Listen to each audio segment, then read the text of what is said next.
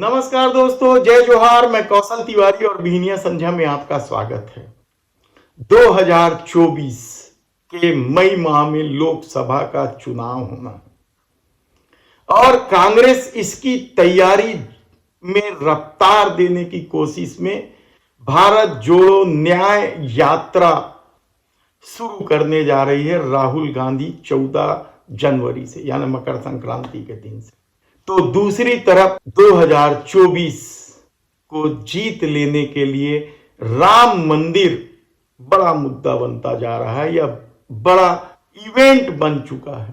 शायद यही वजह है कि राम मंदिर प्राण प्रतिष्ठा समारोह की भव्यता और उसकी गूंज से भारतीय जनता पार्टी ही नहीं, देश के प्रधानमंत्री नरेंद्र मोदी भी 2024 को आसान मान रहे हैं। इसलिए कल वे लक्षद्वीप में घूमने चले गए थे और उन्होंने वहां से संदेश दिया कि शांति और रोमांच के लिए लक्षद्वीप महत्वपूर्ण जगह। उन्होंने लोगों से आह्वान भी किया कि वे लक्षद्वीप घूमने चले आए। अब तक शांति की तलाश मंदिरों में की जाती थी, लेकिन देश के प्रधानमंत्री नरेंद्र मोदी क्या अशांत हैं कि वे लक्षद्वीप में शांति की तलाश में गए? सवाल आप इस दौर में कई उठा सकते हैं, लेकिन इसका कोई मतलब नहीं है, क्योंकि धर्म का नशा यदि इस तरीके से सिर चढ़कर बोल रहा है तो यकीन मानिए कि 2024 भाजपा के लिए आसान है। लेकिन सबसे बड़ा सवाल तो यह है कि इस आसान राह के आसरे भी क्या भाजपा चुप बैठ रही?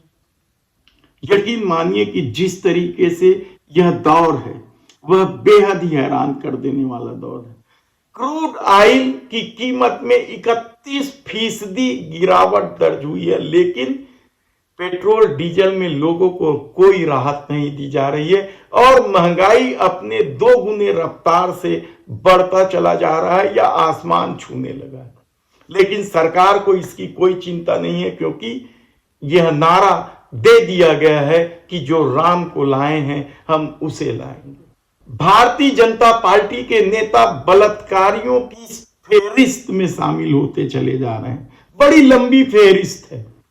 हर राज्य में राज्य दर राज्य भारतीय जनता पार्टी से जुड़े लोगों पर यौन शोषण, बलात्कार जैसे मामले दर्ज हैं। लेकिन आम लोगों में यह परसेप्शन खड़ा किया जा रहा है कि जो राम को लाए हैं हम उसे लाएंगे। और शायद यही वजह है कि बीएचयू में बलात्कार के आरोप में पकड़ाए 3 युवा नेता सीधे सीधे न केवल भारतीय जनता पार्टी से जुड़े हुए बल्कि उनके प्रधानमंत्री योगी आदित्यनाथ, जेपी नड्डा, स्मृति ईरानी, कई बड़े नेताओं के साथ जो तस्वीर है वह साफ संकेत दे रहा है कि उनके संबंध किस तरह से इन नेताओं के साथ रहे।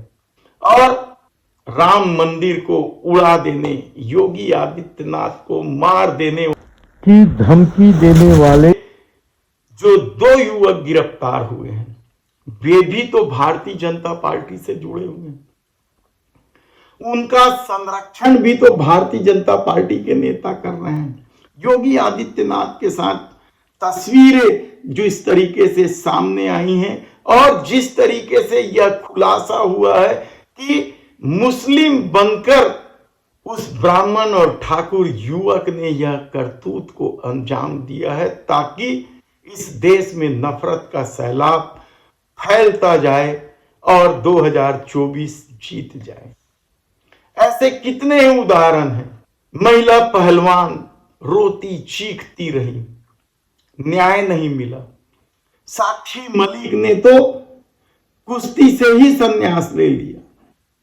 बजरंग पूनिया जैसे पहलवान ने अपना पद्मश्री फुटपाथ पर रख दिया और विनेश फोगाट, उन्होंने खेल रत्न और अर्जुन पुरस्कार को कर्तव्य पथ पर रख दिया। लेकिन जो राम को लाए हैं हम उसे लाएंगे के परसेप्शन ने लोगों के भीतर क्या इंसानियत को भी मार दिया। कई सारे सवाल हैं कि किस तरीके से मोदी सरकार केंद्रीय जांच एजेंसी खासकर ईडी और सीबीआई के माध्यम से भारतीय जनता पार्टी की खिलाफत करने वालों को प्रताड़ित कर रही है।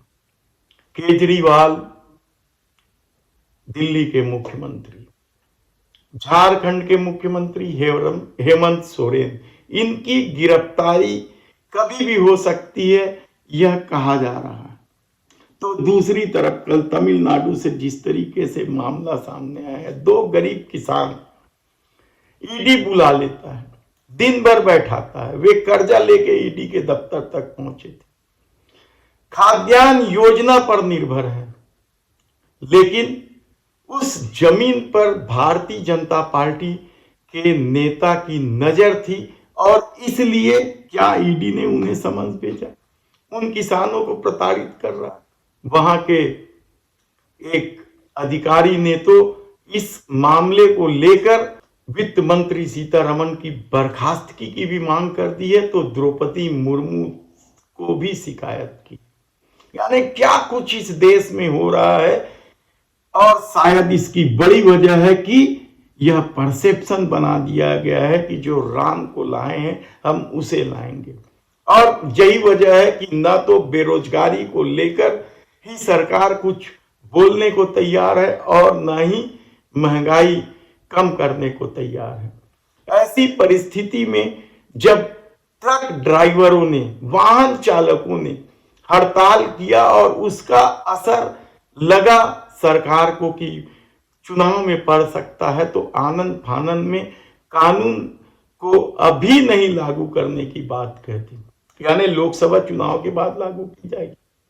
कई सारे सवाल हैं कि किस तरीके से किसानों को खालिस्तानी बताया गया, देशद्रोही बताया गया, यानी इस दौर में राम को जो लाए हैं हम उसे लाएंगे के चक्कर में किसानों या जो भी भारतीय जनता पार्टी की खिलाफत करती है, या तो उन्हें केंद्रीय एजेंसियों के हवाले कर दिया जाता है या फिर उन्हें राष्ट्रद्रोही, देशद्रोही, हिंदू विरोधी, पता नहीं किन किन तमगों से नवाजा जाता है।